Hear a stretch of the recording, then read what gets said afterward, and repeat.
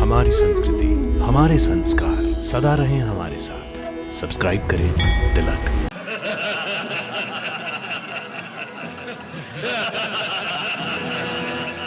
हे असुरेश्वर, आपके सेवक कबंध का प्रणाम स्वीकार करें। प्रणाम कबंध। हे असुरेश्वर, जिस देवी गंगा ने वृषासुर का वध किया है, उस देवी गंगा को बंदी बनाकर हम आपकी सेवा में उपस्थित करेंगे। आप हमें आज्ञा दीजिए। आज्ञा है। देवी गंगा को असुर लोक ले जाने के लिए मैं उसके पास सेना के साथ जाऊंगा। ऐसे छोटे से काम के लिए आपको कष्ट उठाने की क्या आवश्यकता है?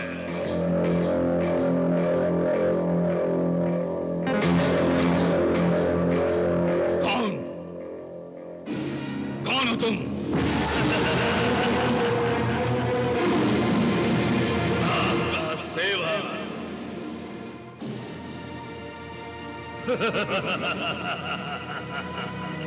हे असुरेश्वर, शीर्षासुर का प्रणाम स्वीकार कीजिए। प्रणाम।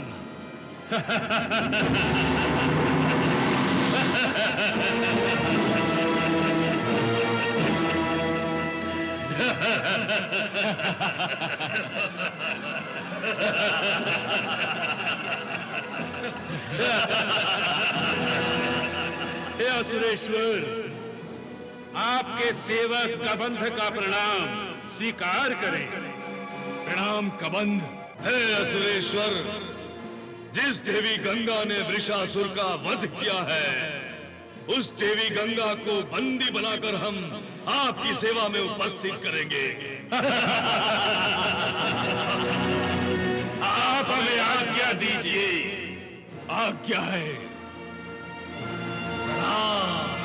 प्रणाम असुरेश्वर, प्रणाम।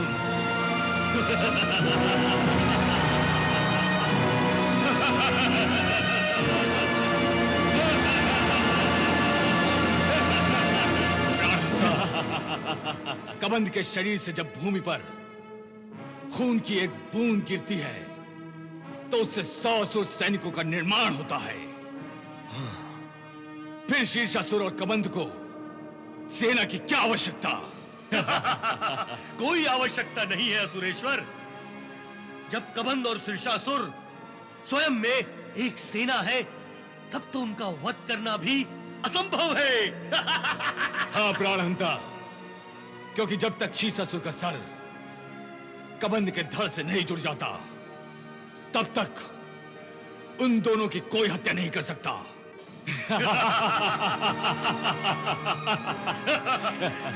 इसका अर्थ है कि देवी गंगा को आपकी सेवा में उपस्थित होने के लिए विवश होना ही पड़ेगा। हाँ। असुरेश्वर अंधकासुर की जय! असुरेश्वर अंधकासुर की जय!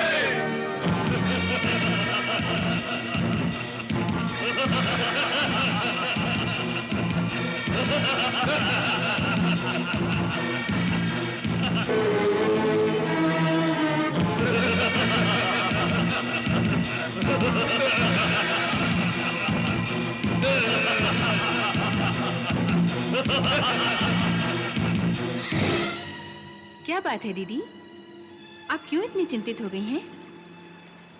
चिंता न करूं तो क्या करूं?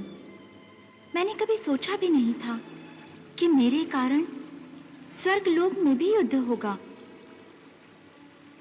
मेरी उत्पत्ति इसीलिए हुई है कि मेरे द्वारा चारों ओर सुख, शांति और समृद्धि बढ़े।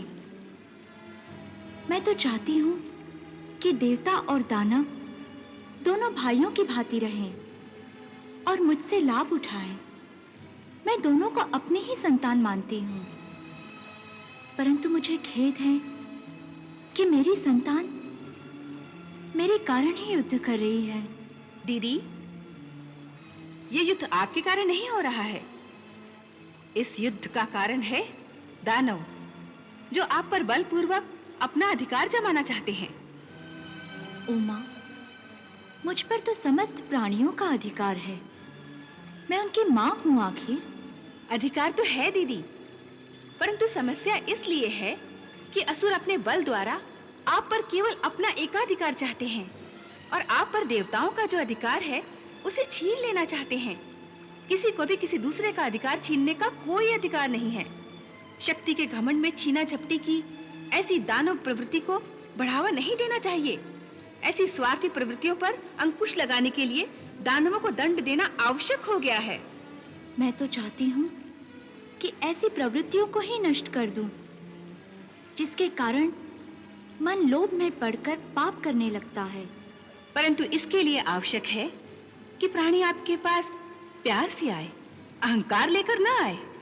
परंतु ये ना समझ दानव अपनी माता की सेवा में हाथ जोड़कर याचना करने नहीं आ रहे हैं, बल्कि अपनी शक्ति के घमंड में आपको अपनी दासी बनाने का संकल्प लेकर आ रहे हैं।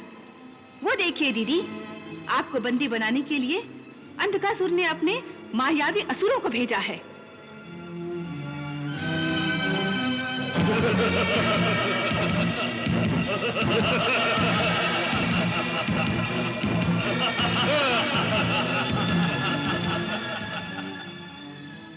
पता नहीं मेरे इन असुरों को कब समझ आएगी। समझ आनी होती तो वृषासुर का अंत देखकर ही आ जाती। असुर जब हठ पर उतर आते हैं तो किसी की नहीं सुनते, उनको दंड देना ही आवश्यक हो जाता है। परंतु दंड देना मेरी प्रवृत्ति के विरुद्ध है। दंड देने के लिए मैं जो हूं, आप पराशक्ति की वो शक्ति है जो सुख समृद्धि देती है। आप पापियों के पाप नष्ट करती हैं और मैं वो शक्ति हूं जो उन पापियों को दंड देती है। फिर भी उमा, मुझे दंड का सिद्धांत अच्छा नहीं लगता। दीदी, आप निश्चिंत रहिए, मैं दंड केवल उन्हीं को दूंगी जो क्षमा के योग्य नहीं, केवल दंड के योग्य हैं।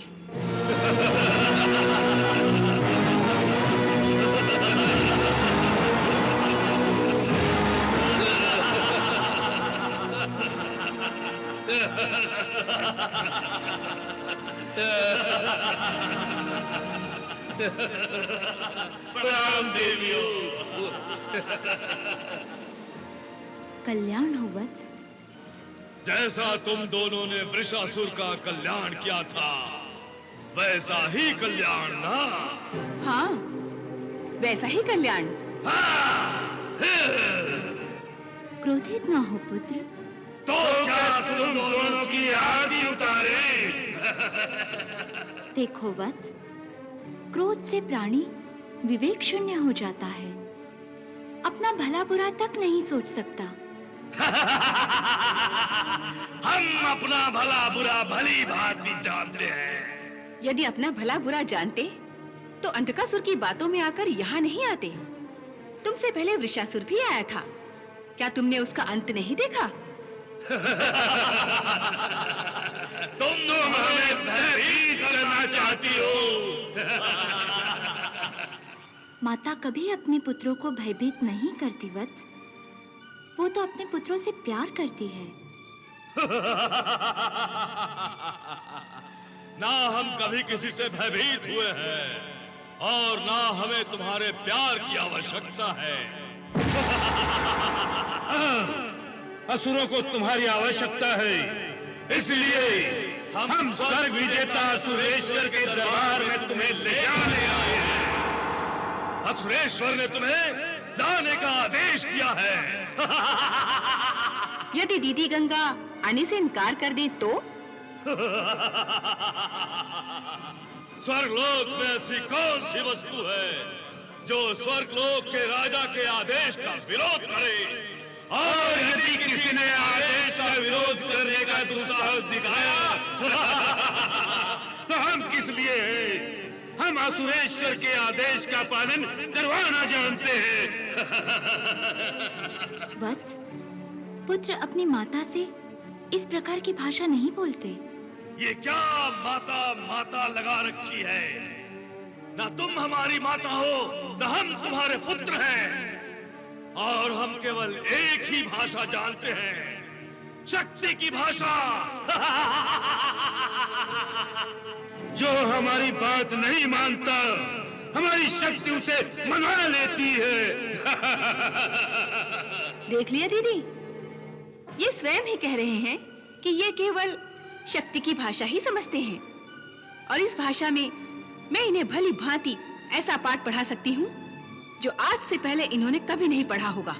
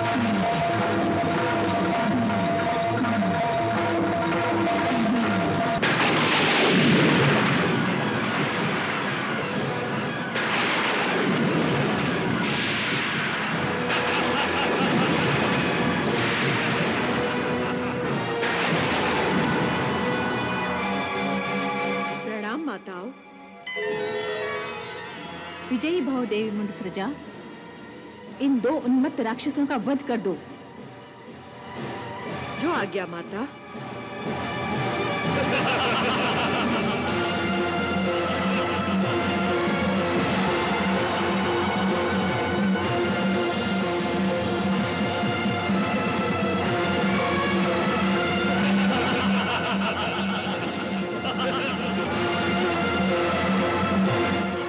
मैं तुम दोनों को एक अवसर प्रदान कर रही हूँ।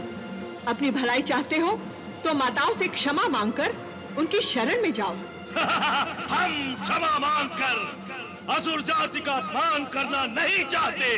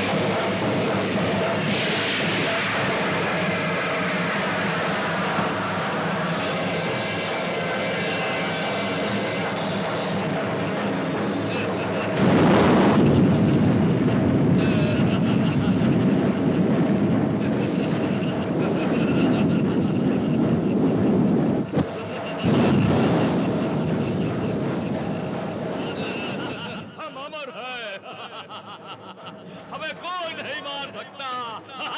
जाओ, इन दैत्यों को उनके अपराध का दंड दो।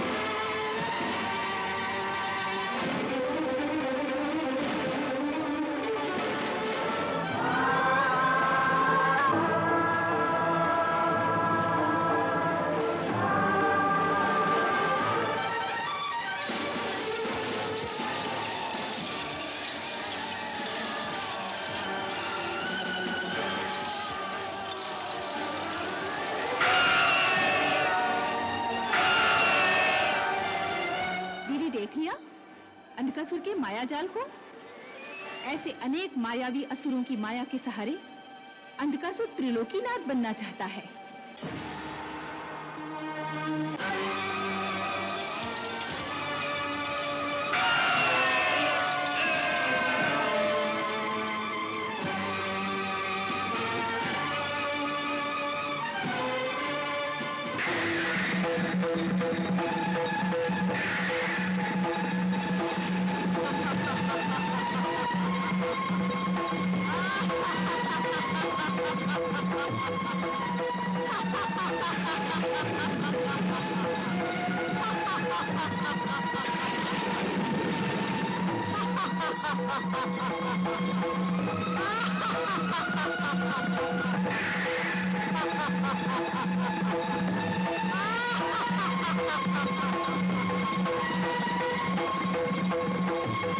प्रणाम माताओं। विजयी भव देवी कपालहस्ता, शीर्षासुर और कबंध ने उन्हें प्राप्त वरदान का दुरुपयोग करके स्वर्गलोक में हाहाकार मचा दिया है। उनके रक्त की एक बूंद से सैकड़ों दैत्यों का निर्माण हो रहा है। आप उनका रक्त नीचे गिरने से पहले ही प्राशन करके उससे उत्पन्न होने वाली दैत्य सेना पर प्रतिबंध लगाइए, ताकि देवी मुंडसृजा और अन्य देवियां शीर्षासुर और कबंध का वध कर सकें। जो आज्ञा।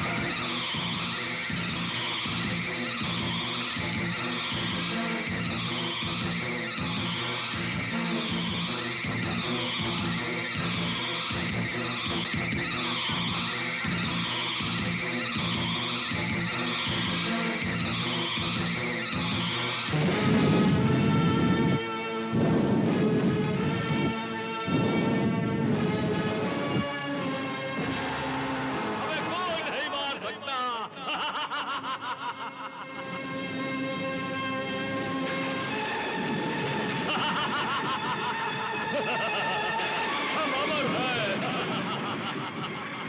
हमें कोई नहीं मार सकता।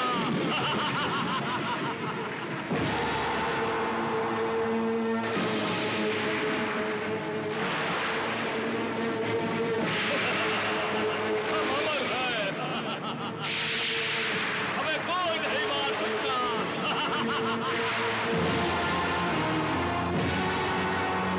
दीदी, इन दोनों का वध करना है, परंतु जब तक शीर्षासुर का सर कबंध के धड़ से जुड़ नहीं जाता, दोनों का वध असंभव है।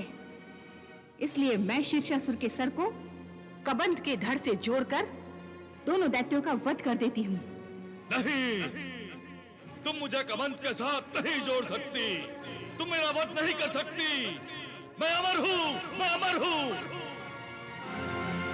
मैं जा रहा हूँ अंधकासुर के पास। मैं जा रहा हूँ।